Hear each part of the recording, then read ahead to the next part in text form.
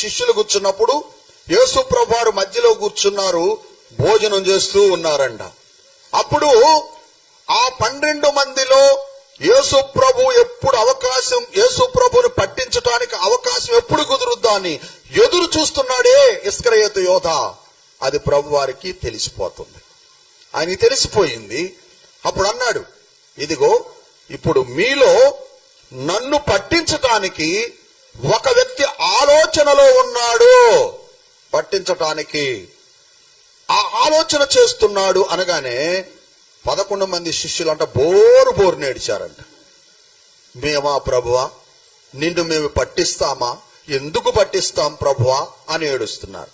కానీ లంచము పుచ్చుకొని పట్టించటానికి సమయాన్ని ఎదురు చూస్తున్నాడే ఇస్కరియోతు యోధ. వాడంటాడు, ప్రభువా నేనా అన్నాడు.